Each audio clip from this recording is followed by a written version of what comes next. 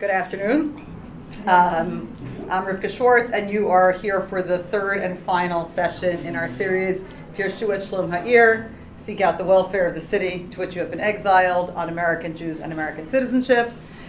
This is an outgrowth of work that was done as part of Machon Siach, honoring the memory of Belda K. Lindenbaum.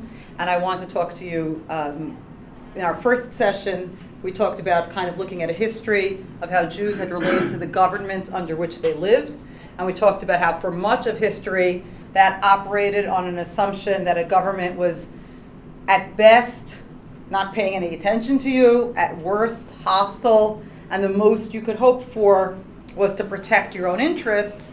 And we said really that conversation is going to shift significantly in the United States when Jews are in a position to actively and actually shape the contours of that government and to feel like they have shared values with the government. And it's not just about protecting our own interests, but what might we do that could potentially reflect broader shared collective values of citizenship. And then last time we talked about what are the much more focused in terms of the span of time, really looking at post-World War II. What are some of the factors and developments that over the past 50 to 70 years have contributed to a general disinvestment in citizenship in the United States, a general breakdown in a sense of shared collective civic identity, and how American Jews, particularly American Orthodox Jews, in certain ways have stood apart from those developments, but in many ways have been part and party to those developments. And how that works, those developments work together to break down a shared sense of investment in one collective communal project, and instead leave us in much more atomized, much smaller groups defined by our friends, our associates who share our views, who share our perspectives, and without a consciousness or an attention to the broader communal good. Today I actually want to talk about some specific cases or examples, and I would like to say that I am presenting cases or examples as questions. I am not resolving them and telling you, and here's what I think the answer should be. Topics for us to think about as we, as committed Jews, but also as citizens of the United States, when we engage with these questions and challenges, how do we think about them? What do we do? Do we seek simply to protect our own interests? Do we seek to articulate and defend broader values? For whom? Just for us? For the society at large? These are the kinds of questions that in this Machon Siach undertaking, we would like to push forward and advance. How do we think about these things, both as observant Jews and as American citizens, at the same time, engaging with some of the questions and complexities? So I want to tell you now that today's conversation is going to be to frame some of these issues, to frame questions around these issues, and then actually, unlike the first two sessions, maybe we'll do some discussion and hear different perspectives or points of view on them, okay? And they're going to be pretty disparate topics.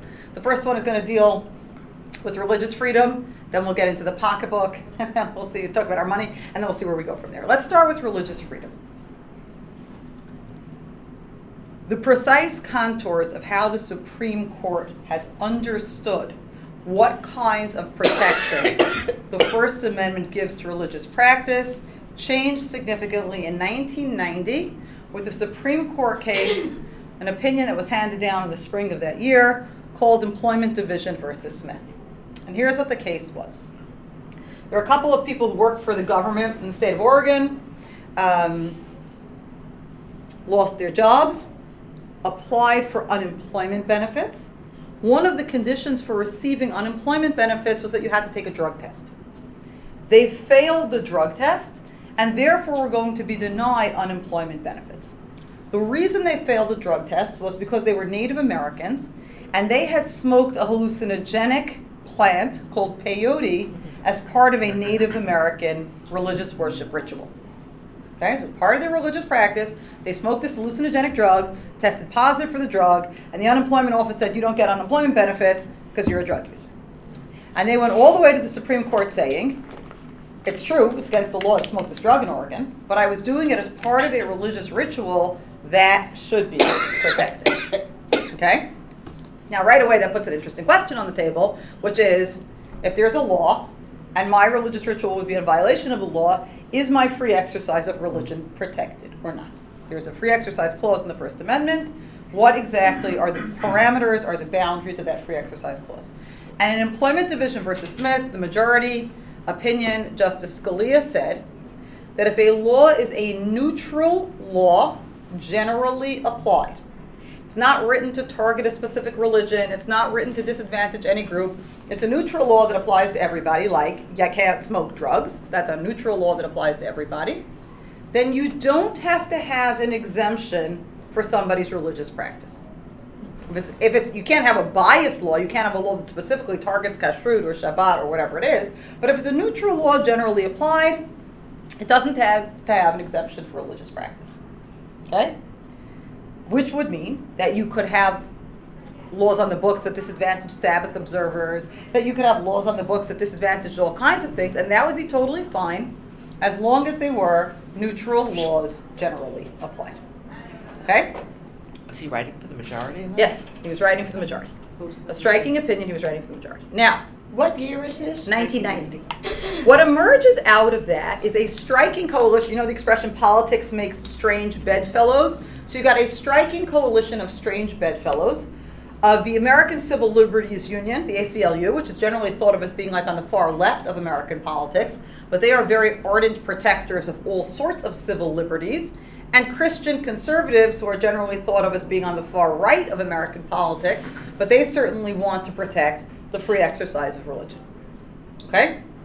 The ACLU, Christian conservatives kind of got together and got Congress a few years later to pass a law called the Religious Freedom Restoration Act, or RFRA, which in the wonderful world of government, whatever gets pronounced RFRA. RFRA. So RFRA said that you can't, this is Congress saying, even if the Supreme Court says it's constitutional to pass a law that limits someone's free exercise of religion as long as it's neutral and generally applied, we're going to say no, a higher standard has to apply. Can't just be any neutral law that applies to everybody can now limit people's freedom of religion. We think that gives too much latitude to interfere with people's freedom of religion. A more stringent standard has to apply to pass a law that limits people's freedom of religion, and the name for this more stringent legal standard is called strict scrutiny. It has to pass strict scrutiny, which means it's not enough to say it's just a good law and it's neutral, so whatever. You actually have to prove that this law meets a compelling government interest, a really strong government interest that's strong enough to override interfering with people's religious liberty. So far, so good. That's a Religious Freedom Restoration Act at the federal government level. Many states, although not all states, subsequently passed Religious Freedom Restoration Acts at state levels. Okay? So, Jews engaging as citizens in the American polity, it's not hard to see that observant Jews would probably think that Religious Freedom Restoration Acts were generally a good thing. Okay? But I want to present to you a couple of cases where the outcome of passing and implementing a Religious Freedom Restoration Act might move things in a direction that maybe you're comfortable with, maybe you're uncomfortable with, doesn't exactly play out the way you think it plays out, and in general, might force us to think about whether we are arguing for strong protections for free exercise of religion universally across the board as a broad value of American citizenship, and let it land wherever it does and apply to whomever it applies to, or whether what we're really saying is, yeah, I want freedom of religion and protection for my practices, but I'm not actually sure that I'm comfortable with what happens when that applies across the board, because it applies in ways or to practices that I'm not sure I'm entirely comfortable with. And I want to talk about a few examples of this, okay?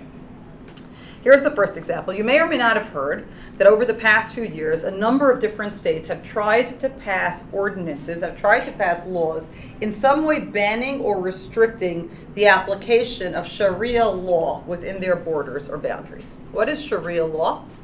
Islamic. Muslim religious law. Sharia is actually an exact analogy to halakha, including, not that I speak Arabic, but people who speak Arabic tell me, and that's basically what Sharia means. It means the path or the way, the same way that that's what halakha means, the way you go. And so the same way that Jews sometimes have to structure legal instruments or legal documents so they are compliant with halakha, Muslims have to structure legal instruments, legal documents, mortgages so that they are Sharia compliant.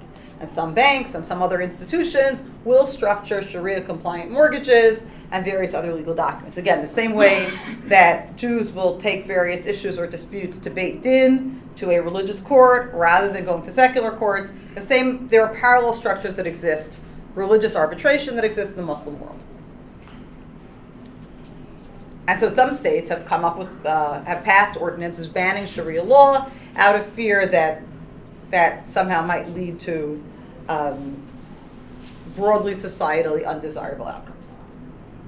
A Religious Freedom Restoration Act that says that everyone's practice of religion has to be respected or honored unless you can point to a specific compelling governmental interest that in this case would override somebody's freedom of religion, it would seem really pretty self-evident that that would bar the passage of these anti-Sharia ordinances or laws where they are passed.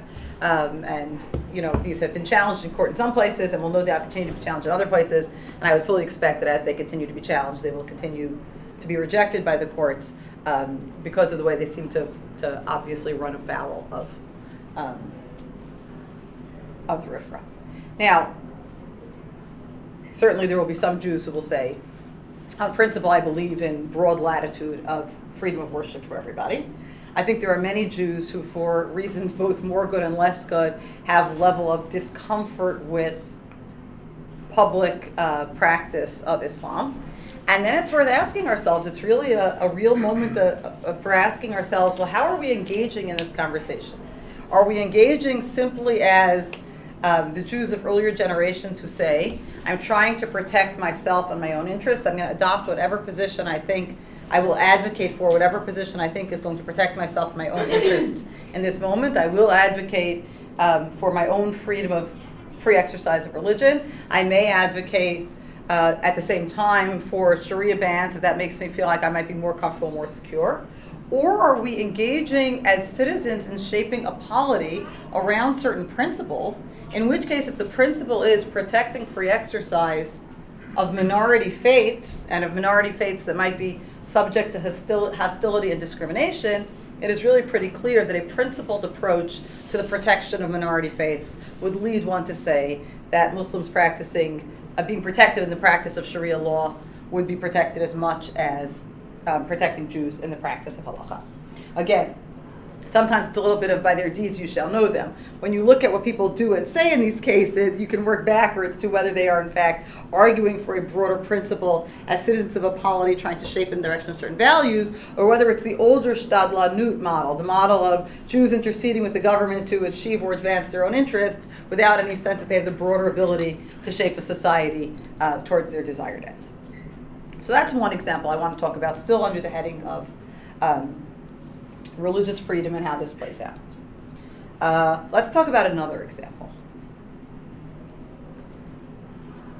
Many of you are doubtless aware that there's a case before the Supreme Court right now, the Masterpiece Cake Shop case, which is about refusing to do the cake for gays. A baker refusing to bake a cake for a gay wedding, on the argument that that infringes on his First Amendment rights, both of freedom of religion, and interestingly, an original argument they advanced in this case was that free speech was also implicated. The baker said, I'm not a baker, I'm a cake artist. I do art in cake and confectioner sugar. And to force me to bake a cake for somebody is to force me to do my art for somebody, which is compelled speech. Under the First Amendment doctrine, as it has evolved, not only can you not be forced to not speak, you can also not be forced to speak. And by forcing me to do my art for this gay wedding, you are essentially forcing me to speak in support of gay marriage. That's the baker's argument. It's before the Supreme Court right now. The way court terms work, they run from October to June. So sometime before June of 2018, we will get an answer to what the court thinks in this case. They can hand down their opinion at any time until the end of the term. So sometime between now and June, the case has already been argued. Now,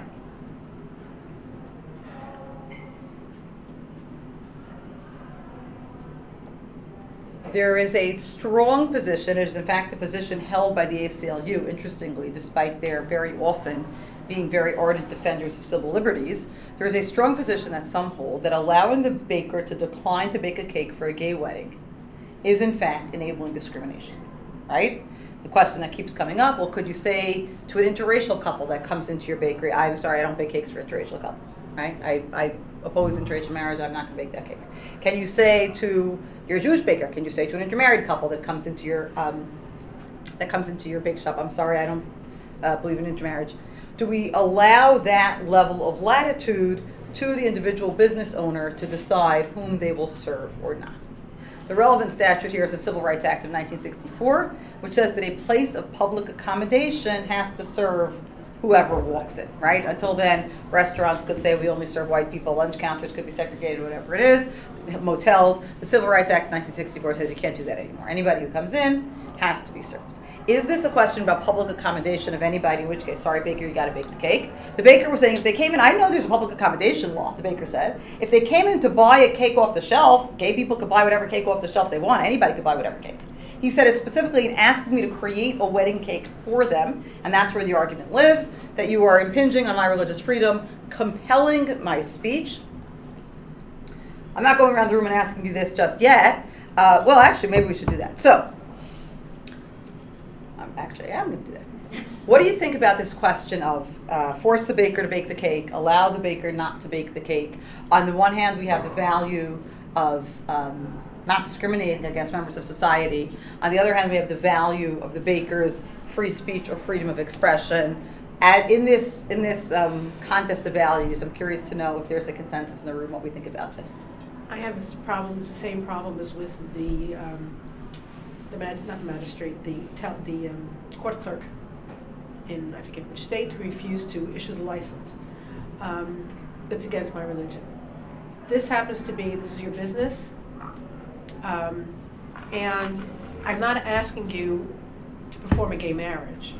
I'm not asking you to be gay. I'm not asking you even to come to the marriage, which would, in a sense, wedding, say I agree in it, but it's your business. It's a personally business contract, nothing more.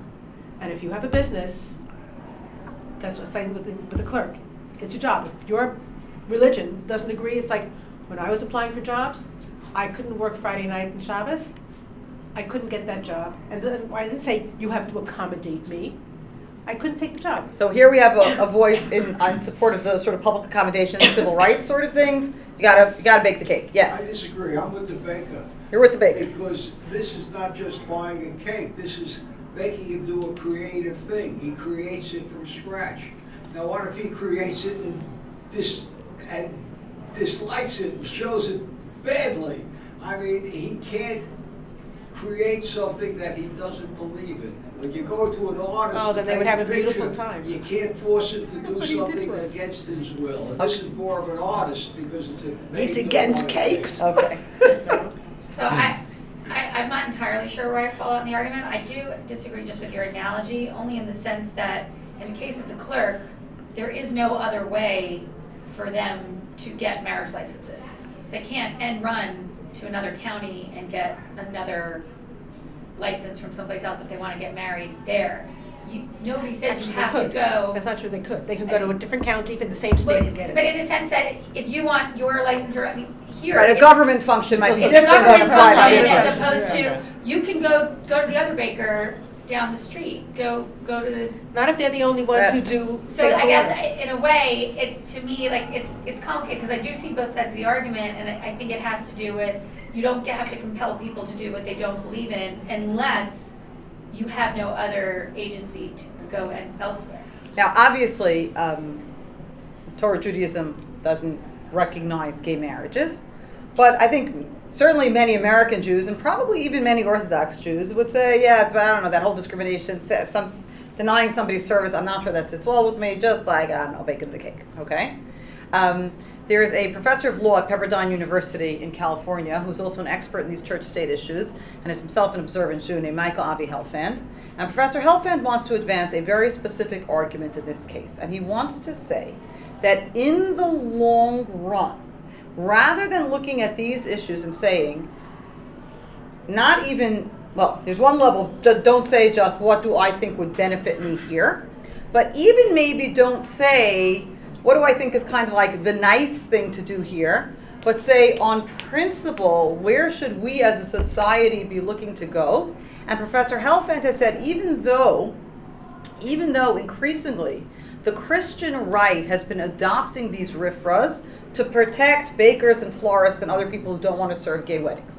And therefore you see more liberal groups starting now to criticize Religious Freedom Restoration Acts as being nothing more than cover for anti-gay or other discrimination, allowing it to continue. Professor Helfand says that analysis is actually a flawed analysis. And what we should be recognizing is that for the long-term interests of the health of both the society and certainly the health of the minority religions, we should be pushing for robust protections for freedom of practice for minority religious practices, whether we agree with them in this moment or not. This is Professor Helfand's analysis. Whether we agree with them in this moment or not, maybe even whether we like the outcome in this moment or not, because in the long term, we should be shaping a society that protects minority religions. That's going to be the best thing, certainly for us. That's going to be the best thing to create a society that, even as consensus evolves around issues like gay marriage, makes space for those people, whether Christian, Jewish, Muslim, Mormon, whatever else, who dissent from the kind of prevailing orthodoxy around gay marriage, is to have strong protections for religious freedom of minority religions, even if in any given case, I think that the outcome and the way it lands is not exactly the one I would have preferred, or is not something that I'm comfortable with. After we take another couple of comments, we're going to talk about a RFRA case that maybe hits closer to home. Yeah, 1, 2. I mean, I guess to me, the two analogies that fall on both sides is, one is, what if somebody wanted a Nazi-themed cake? Would you insist that somebody bake a Nazi, like my wedding, I think, the Nazis, I want the swastika all over my wedding cake, versus a guy who says, I'm anti-circumcision, I think it's barbarism, I won't make you a cake for your bris. I mean, all of these would end up either protected or denied, and all of those, right now, gay marriage is something that we think is, to a certain extent, inherently a positive, or at least being argued in this time and culturally, but those are two other areas that would come out questionably. Right, and again, the question then would be, do you just say, we're going to sort of let people, protest as a matter of conscience, or decide where to deploy their artistry as a matter of conscience? And it may shake out, you need to go shop around to 3 bakers for a bris cake, because the first 2 bakers say, we don't do bris or whatever. But that actually, for a society as a whole, leaves us in a better place. Or you might say, actually, what the society as a whole leaves us in a better place is that the baker doesn't get to grill you about your politics, your religion, your feelings about anything and everything before they sell you a cake, and just buy a cake. But then there is a position that says, well, bris cake, that should be protected. A gay marriage cake, that's a rather different matter. And then we're engaging in a model of political engagement, which is, let's make sure my interests are protected, but I'm not connecting it to a broader societal outcome or a broader sense of articulating a principle that I'd like to defend across the board. I'm thinking about your 2 examples fit what I wanted to say completely. If we're talking about what the free speech issue is, or the compelling speech as opposed to denying speech is, in the case of the Nazi cake, and I want swastikas all over it, you're asking me to express artistically the swastika. If you're asking me to make a cake for a wedding or a bris, you're not asking me to put, I'm so happy you're getting married, you're asking me to put flowers on a cake. I'm so happy you're having a bris, you're asking me to put flowers, maybe not flowers, but on a cake, all right? So that, what's the correlation between my artistic expression and what it's being used for? And I'm having trouble with it. So I want to push back on that pushback a little bit.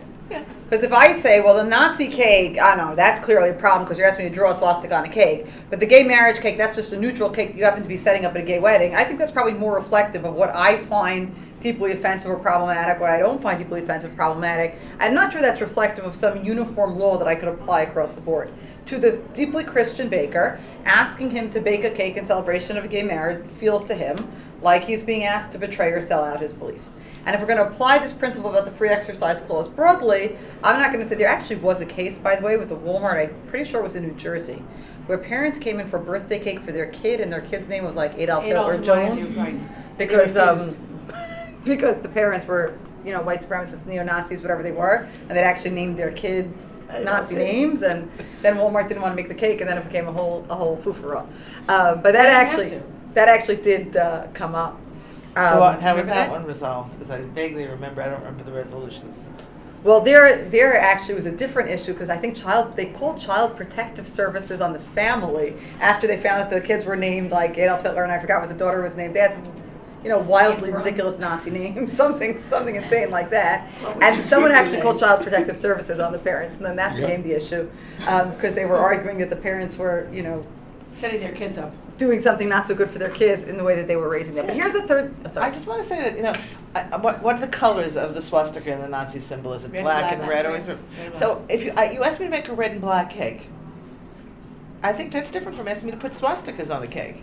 I have no trouble with, I just think that it's such a specific symbol that I think it really falls into a different category. But I will tell you what the on the other hand is. The on the other hand is that my religious expression, my free exercise of my religion, is specifically protected by a clause in the First Amendment where my ability to express or not express my views about might not be protected the same way. So you might actually argue there's stronger protection if I say that my objection to somehow celebrating your wedding is religious. I want to get to the third case, and the third case hits closest to home because although it deals specifically with a Jewish practice, it actually deals with a Jewish practice that not only does our corner of the Jewish community not engage in, but it probably actively makes us uncomfortable.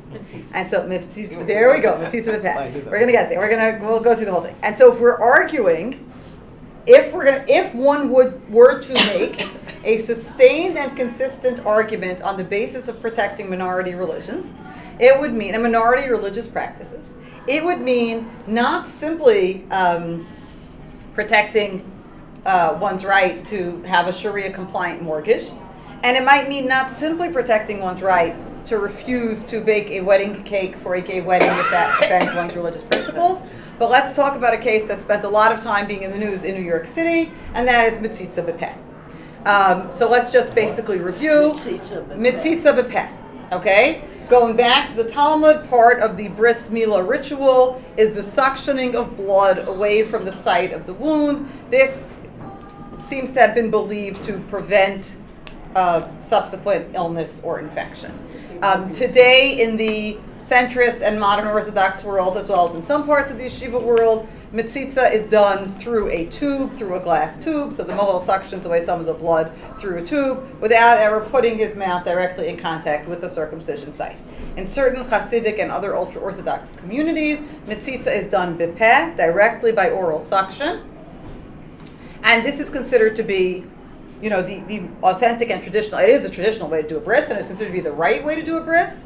And at some point in New York City specifically, there arose considerable concerns as to whether there might in fact have been transmission of herpes viruses to infants from the mole's mouth to the baby. In some cases, the claim was even resulting in brain damage or death to the infant.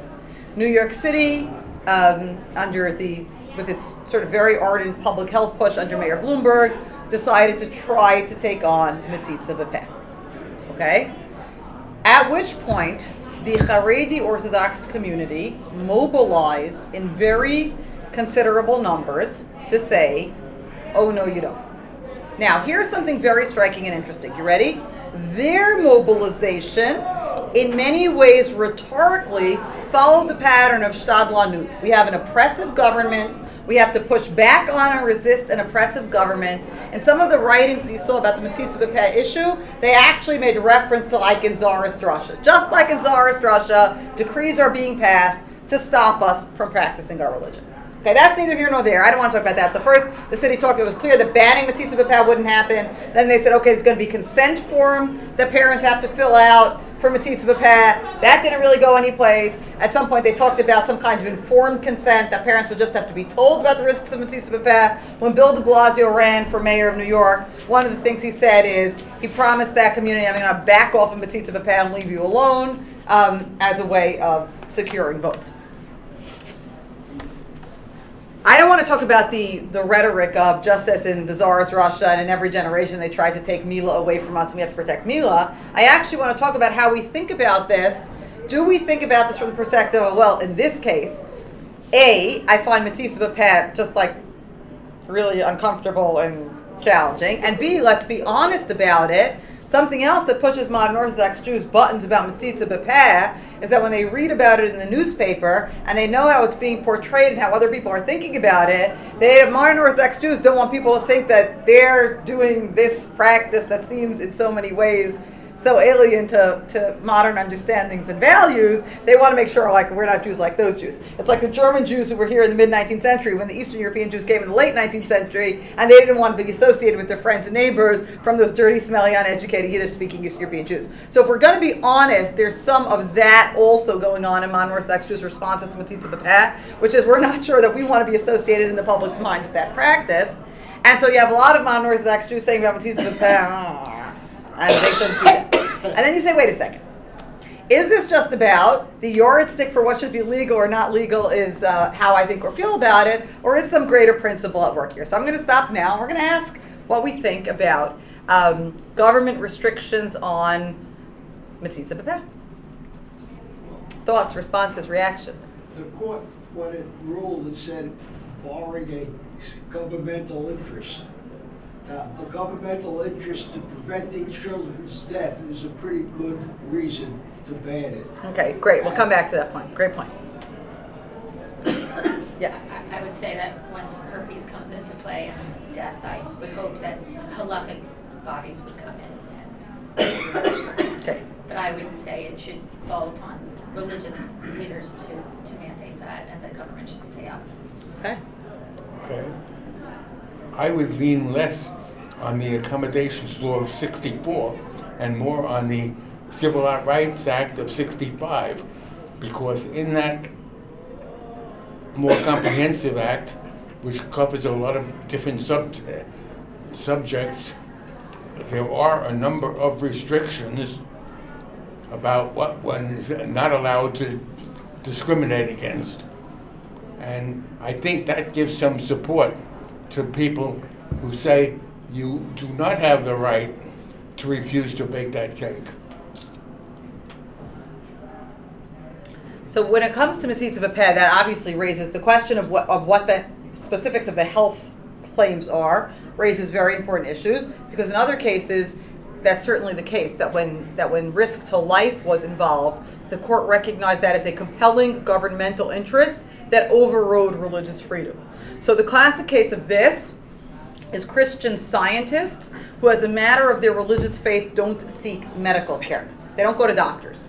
And there have been a number of cases dealing with Christian scientist parents of children. So I have the right to refuse medical care. If I want to not get medically treated for anything and die as a result of refusing medical care, that's my own right. I want to do that, I can do that. But the courts have been very clear that parents do not have the right to refuse medical care to deny medical care to their children. You don't get to do that. And there have been cases actually of kids taken into state custody to be provided with medical care, and of parents after the fact who denied their kids medical care for clearly treatable conditions from which the children subsequently died, of parents being prosecuted after the fact because they didn't have the right to deny their children that care. Okay? The Metzitza B'Peh thing gets more complicated, and I will just tell you, because then you get the battle, the warring epidemiologists, in which the city of New York made its case that it thought it could attribute this number of deaths and that number of herpes cases to Metzitza B'Peh.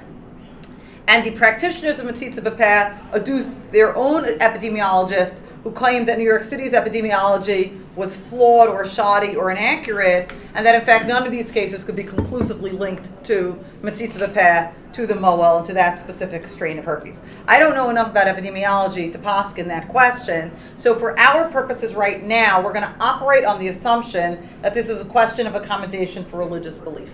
If it was proven to everybody's satisfaction, directly linking the strain of herpes that killed these children to the Moel strain of herpes, and it wasn't from anybody else, then I think that conversation might be different. Right now, and again, I'm not in a position to assess the relative merits of the epidemiologists on both sides, but right now there have been challenges raised to the evidence presented by New York City's Department of Health. So let's just talk about this for a moment as a religious freedom case. So this is a case of freedom for a minority religious practice that on the one hand is, I think of the three cases we've presented, the hardest for us because it is closest to home and close to home in a way that is particularly uncomfortable for us on a number of different axes.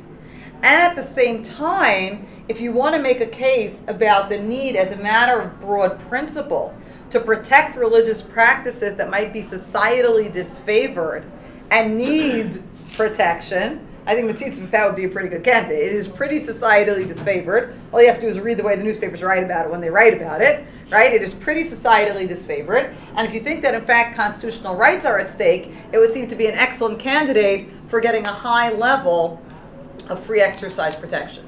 So one place where this question of how do we engage in broad questions of American politics as observant Jews and as citizens, are we engaging in a model that says we really have to look out for our own, we have to protect our own interests, nobody else will, and in every case we have to step back and think, how best do we protect our interests in this case, and then, operate accordingly? Or are we saying that we as citizens have a broader interest in thinking about what this entire political entity, how this political entity is constituted, how it's shaped, what it does, what it looks like, and we actually want to articulate a specific principle of how we approach and engage with these cases, which we think is the right way to shape the society, even if the outcomes that broad principle leads to in a given case or given cases make me a little uncomfortable and queasy. But I'm going to have to live with that, because I think that as an invested citizen who gets to have a say in what the society looks like, I should be trying to shape a broad society that follows principles, ideals, fundamental values that I agree with, and then I'm going to have to live with how that plays out, however I feel about it. I want to go from religious freedom to something at the same time both less and more important. So there's a pasuk in Shema that says that you should love Hashem your God b'chol levavcha, b'chol nafshecha, b'chol me'odecha, right? And Rashi says b'chol me'odecha means with all your money. So then it seems like a strange structure of the pasuk. You should love God with all your heart and with all your soul. And Rashi says that means even if you have to give up your own life in service of the love of your God. And finally at the end it says with all your money. Like you would think it would be building to a crescendo, in which case you wouldn't think all your money would be the last one. And of course the fodder for a million rabbi sermons across the millennia has been, well, of course, there are some people who value their money more than their lives. Okay, take my life if you have to, just don't take my money. So what we're going to be talking about now is a very specifically pocketbook case. And it's a very different question of whether Jews engage to advance our specific parochial communal interests, or whether we engage with some broader sense of the common weal, not about a principle about religious liberty, but about questions that affect us financially. And here we start to talk about, every Jewish parent's favorite topic, which is tuition in schools.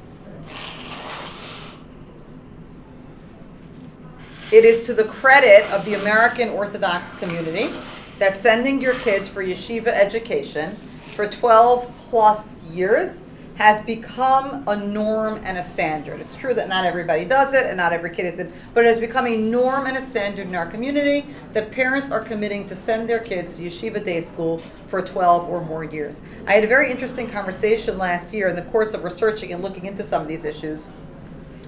I reached out to somebody who works at the Ethics and Religious Liberty Commission of the Southern Baptist Convention. Southern Baptist Convention is the Southern Baptist Convention, and the Ethics and Religious Liberty Commission is their, very conservative, and the Ethics and Religious Liberty Commission is their kind of think tank, their group of people who are generating ideas about how Southern Baptists should engage with the culture. And that seemed really interesting to me, so I reached out to one of them by email, and I said, I'm thinking about how Jews engage with the culture. You're thinking about how Southern Baptists engage with the culture. I'd love to talk. So I ended up having a fascinating phone conversation with the Vice President of the Ethics and Religious Liberty Commission of the Southern Baptist Convention, and one of the things that came out in that conversation is that, of course, we as modern Orthodox Jews, do a lot of hand-wringing about the state of our community. Are our kids sufficiently committed? Are they staying in the game? Are our values where they need to be? Is our religious observance scrupulous enough? Right? We're always worried. There's always a crisis coming. There's a tuition crisis. There's a shidduch crisis. There's a retention crisis. There's always a crisis. And that's sometimes how we engage with our Judaism. And it was striking to hear the Vice President of the Ethics and Religious Liberty Commission say to me that Southern Baptists look at Orthodox Jews and they think we're the ones who got everything figured out. We solved it. We are doing great. And the reason they think we solved it and we are doing great is because we have convinced our families to take on as standard the paying of tuition to educate our kids in religiously oriented schools for their entire education.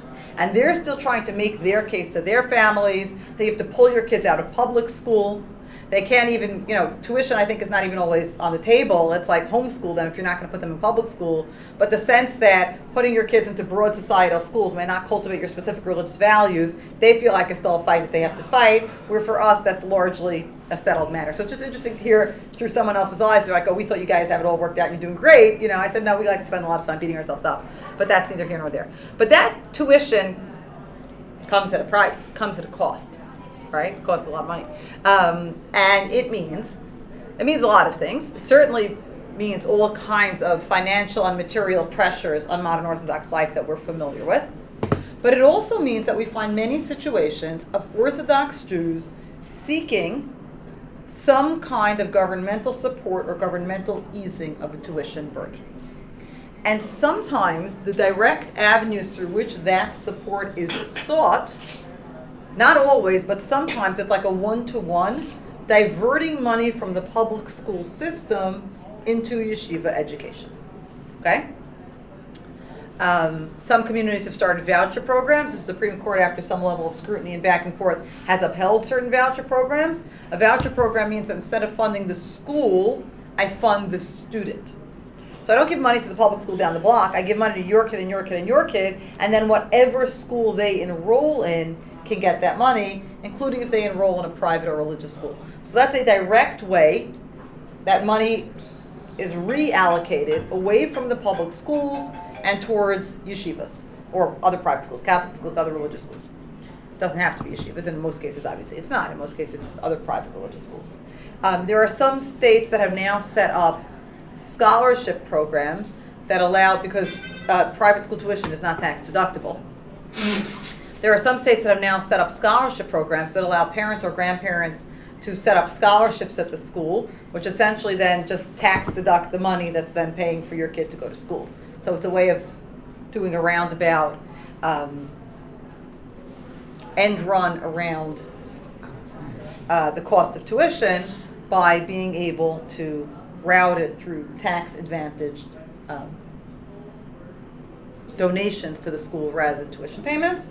And of course, at the federal level, the tax law that was just passed would allow parents to use up to $10,000 a year from tax-free education savings accounts to pay not for college, but for private school at the elementary or secondary level, again, allowing for money taken away from the general tax base to go into yeshivas. There are different levels of abstraction here, and I want to be very clear that these are not all the same thing, right? The federal government saying in our massive reallocation of trillions of dollars of tax revenue and tax expenditures, we are going to make it possible for parents to send their children to school and have some of those tuition dollars not taxed is a very different thing than at the very local level saying we are going to do a one-to-one redirecting of funds away from the public schools and to the yeshiva. Do you understand what I'm saying here? So all of those things, we've talked about one thing that happens at a local level, at a state level, at a federal level. They're not all the same thing, and I want to be very clear that I don't think they're all the same thing. But I want to put them all out there as we think about them and as we engage with this question. Obviously, our specific financial interests as a community are always served by saying, whatever money you can give my yeshiva so that I don't have to pay the tuition, whatever you can knock off my tax bill, whatever you can make it possible for me to send my kids to school tax deferred or tax free, sure, do it. If we ask broader questions about allocation of resources within society, now you may say, and you're right, when it comes to the federal government tax bill, I have very little ability to influence or shape that tax bill. It's giving all kinds of tax cuts and tax hikes all over the place, and we might as well find our little corner of it where we can benefit the way we can. But at the local level of the school board, right, is the school board funding the schools, giving less funding to the schools, diverting the money to kids in private schools for the things that school boards can finance. There have been a number of very high profile and very famous cases of Orthodox Jews engaging with their local school boards in a way to attempt to redirect funding away from the public school system and towards the yeshivot and towards the needs of the private school students. The case in East Ramapo outside of Muncie is, I think, the one that got the most press attention. But there actually was a very similar, if earlier, maybe a little less high profile, but a very similar fight in the 5 towns on Long Island that took place earlier. Was the same kind of idea. Orthodox Jews increasing in number, other school kids decreasing in number, Orthodox Jews who don't send their kids to the public schools eventually taking over the school board, and then choosing to, in the case of the 5 towns, which I happen to know because my in-laws are there, shutter and sell off a number of schools, consolidate schools, not want to increase the school budgets or even cut the school budgets. And, in East Ramapo, familiar with some of the charges as to all kinds of arts classes and other things are being cut. Class sizes are being increased. Money was being diverted to buses and related services going to yeshiva. Now again, how are we engaging with the government, the society, the polity in which we're in? One approach says, we're already paying the property taxes, we're paying everything else, we're not sending our kids to public school, we're not getting the benefits. We should see what we are able to secure for ourselves in this circumstance and make sure that we are taken care of, that our needs are being met as well. If we don't look out for ourselves, nobody else will. Another approach says, to engage as citizens and to look at the broad needs and the broad good of society is to recognize that as strained as we feel by the costs of tuition, we are as a population a relatively advantaged population in all different kinds of ways and along all different kinds of axes. In many of these communities, the public school, not always true, but in many communities, the public school, where there are many Orthodox Jews, the public school population is a relatively more disadvantaged population. That there is some sense of a collective good that we contribute to, that we give back to, that we support by ensuring that public education is well-funding. May or may not also, evidence suggests that it is also an investment that pays off well significantly down the line. And thinking about that way might suggest that there are times in which we interact differently, or that we ask different things about these different questions. If the government is offering increased funding for security for all schools, then by all means, yeshivot who have high security needs and high security costs can say we too would like to benefit from the funding of security needs of all schools. When programs are set up in a way that they directly divert money from the public school system, that it's not we're increasing the pot for education, or we're making available a specific pot of funds for technology or for security or for whatever it is, but that we are restructuring the budget for education in this locality so that money can be taken away from the public schools and given to the yeshivot, that might raise a different set of questions in terms of what we're advocating for, what our consciousness is, how we think about things, whether we think about this in terms of a broader society that we are part of and whose good we would like to further and advance, or whether we think about it in a more specific way as we are obligated to engage with the government in a way to look out for our own interests. If we don't protect our own interests, nobody else is going to. Nobody else is going to take care of us if we don't take care of ourselves. Again, some of the forces that we talked about last time, leading to greater isolation, atomization, separation from the broader society, I think contribute to a sense of disinvestment in a public education system, in a sense of a collective good, in a sense that a society as a whole is better off when its young people are well educated and equipped to be, productive and engaged citizens. So these things are not at all separate. They are very much mutually reinforcing. The question of how we as Jews engage with citizenship, with questions of citizenship, and with the society around us, historically comes to bear in this. And again, the questions of the last 50 to 70 years and the increasing ways in which many communities, not only our community, have become separated by income level, by political affiliation, by all sorts of other things come into play in this. But the work that we're doing now as part of Machon Siach, as part of this, is encouraging us to think about what does it look like to engage as an observant Jew and as a citizen? Not to say that we play one off against each other, but what does it look like to bring the distinctive perspective of committed Jews to American citizenship? What does it look like to try to create a model or to articulate or to teach a model in which our values as Jews support and reinforce our values as Americans, and we teach kids towards that, without obviously us, we're not looking to be the one community that doesn't try to defend or advocate for its own interests in the political sphere. Everybody tries to defend and advocate for their own interests in the political sphere, and clearly no one is saying that the observant Jewish community should be the one community that doesn't do that. But there is something to say that people of deep religious values should be in the vanguard of trying to refresh or renew a sense of a common good and a broader ethic of citizenship in our community and in our country. that seems to have been severely attenuated of late, severely weakened of late. And we, within this school, within Machon Siach, are working on thinking about that, writing about that, eventually teaching towards that as a way of enhancing and deepening the values of citizenship and citizenship as committed Americans and committed Jews for our students. Thank you. Questions?